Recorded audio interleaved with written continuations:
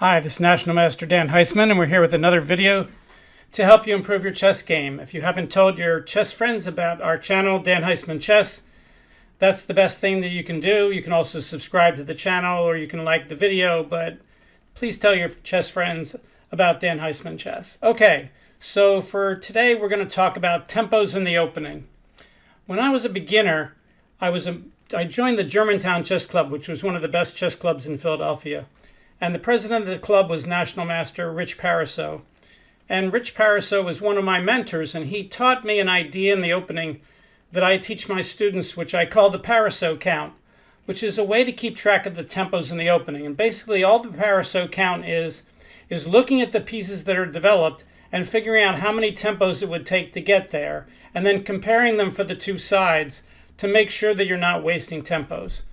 That all may sound a little hazy, but if you see an example or two, you'll get the idea right away. So let's take the first three moves of, let's say, the Gioco Piano.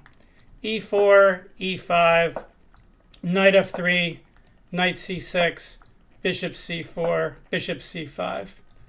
If you look at the moves that White has played, look at the pieces that have moved, you can count one for the pawn move, one for the knight move, one for the bishop move. It's taken him three moves, or three of his tempos, to make the three pieces out, and Black also has three pieces out.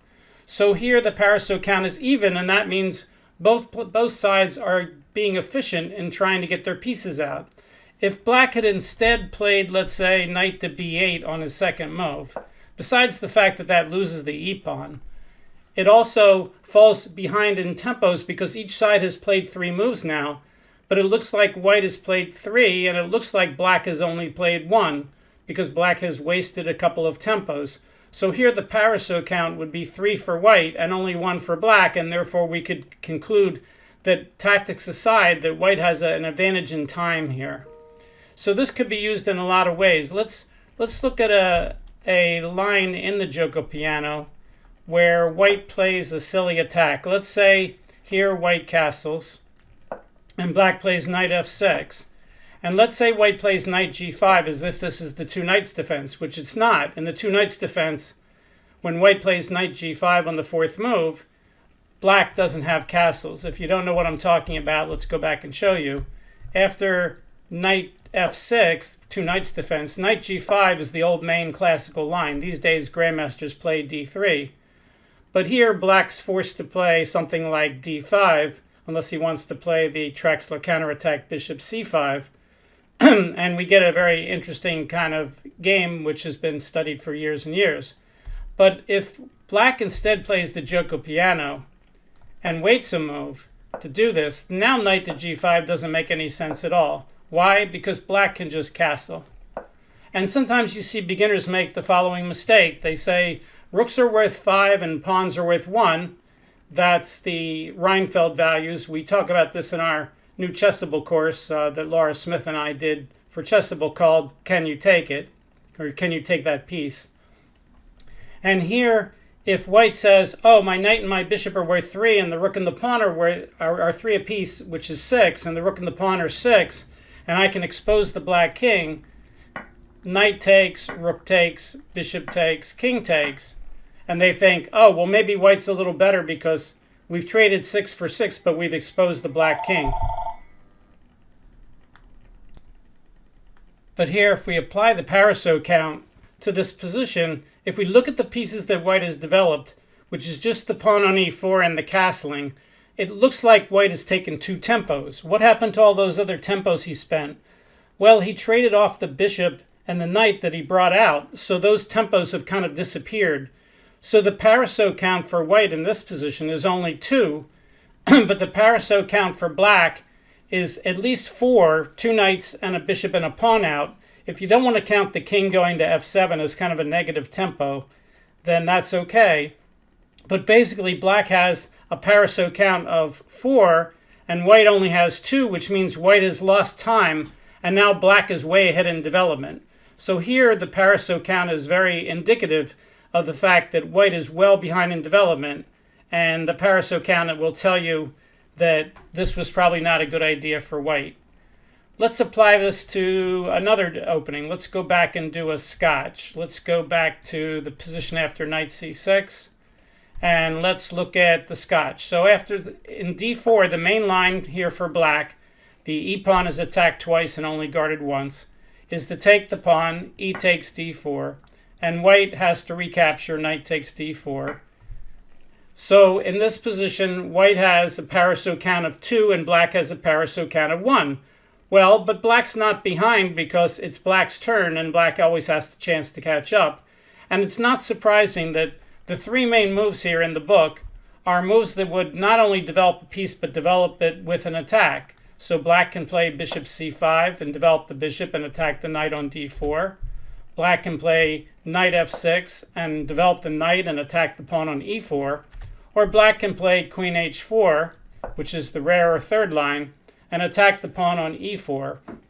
And in each of these cases, the Paraso count becomes 2-2, so that makes sense that those are the kind of moves that black should play. However, if you watch a lot of beginner games, in fact, if I go to the Lichess amateur database here, and if we go to this position after pawn takes, knight takes, the most common move here played for black 43% of the time is knight takes d4 for black.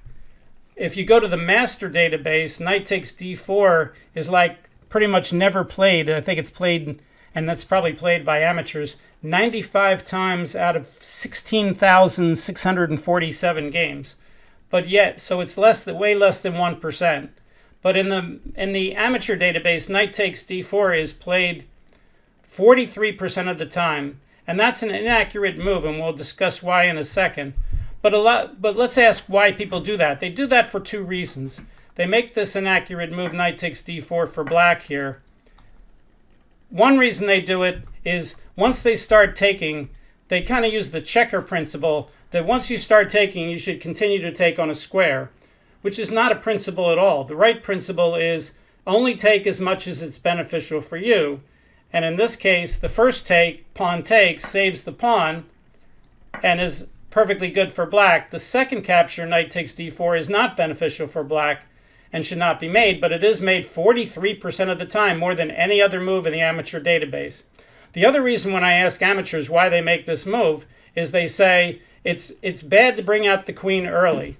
Well, if we compare the Scotch to the center game, and I did this in another video, pawn takes, queen takes, the reason this move is not played at the strong level, at the master level, is because black can develop with tempo. He can do this AWL move, attack with something worth less. And when you AWL a piece early in the game that has to move again and can't go anywhere that's better, we call that winning a tempo. Why? Because basically white has to spend another tempo here, not moving out a piece, but instead saving the queen. Let's say he plays, I don't know, queen to e3 or something. And that gives black time to get out another piece. So that bringing the queen out would be not the best for white. But if we compare that to the Scotch, where black has to bring the queen out by trading off that knight, if black does this, knight takes d4 and the queen's here, now there's no AWL knight c6 to play against the queen. The bishop can't attack the queen with tempo. And if the pawn does it, which I see amateurs do a lot also, that weakens the squares d5 and d6. And this pawn move is not a developing move. In fact, it blocks the bishop, so it's almost an anti-developing move. And the white queen will just move somewhere. The engine says white should play queen e3 with a big advantage here. Plus 2.0. So already white is, if both sides play perfectly, white's almost winning the game at this point. So the knight takes d4, the queen takes d4 is no good. But now what we want to do is apply the Paraso count. We already said that if black plays one of the book moves like bishop c5, that the Paraso count is 2-2. But the way you could figure out that knight takes d4 doesn't make a lot of sense is to say, if I'm black and I do knight takes d4 and white takes d4, what's the Paraso count now? The Paraso count now is white has 2 and black has 0. Okay, but the problem with that is that even though it's black's move, black can't catch up in development now. I think the engine likes as the best move queen to f6, trying to neutralize some of this time. But it says white's a lot better if white just plays a move like queen to e3. I saw in the past that e5 was the main book move, but the engine looked at 48 ply here in the Lichess database, and it says that queen to e3 gives white a nice advantage. Queen e3, they say, is the best move here. Interesting.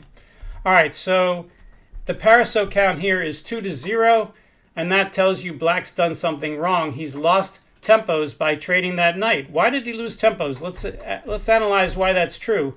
Well, right now, after knight takes d4, both sides have played 3 moves, but there's been a capture. So white only has 2 pieces out, and black has 1 because he hasn't made his 3rd move yet. So we've got an even tempo right here. But now black makes a mistake by moving the knight a 2nd time. He's moved the pawn twice, and now he's going to move the knight twice. And in doing that, he allows white to develop a piece. So what he's doing is he's getting rid of this time with his knight by taking the knight. And when white takes back, white gets a chance to develop while black is getting rid of his tempos. So that's where the tempo disappears, is on that move. Black is moving a piece twice to help white develop a piece that hasn't moved at all. And the net result is that white wins an extra tempo there. The Paraso count is very, very helpful for figuring out in openings what you want to do. You don't want to fall far behind on the Paraso count. In fact, you want to get ahead on the Paraso count if at all possible. You want to make sure that you get more pieces out more quickly than your opponent. This, of course, follows the principle that I'm always teaching all my lower rated students, which is move every piece once before you move any piece twice, unless there's some sort of safety issue, unless there's a tactic. Move every piece once before you move any piece twice, unless there's a tactic.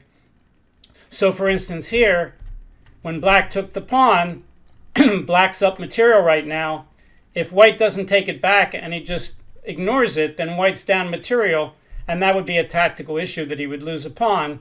So taking back does not violate the principle. Moving that knight twice is to recapture and get the material back to even. So that's a safety issue, and that doesn't count against the principle.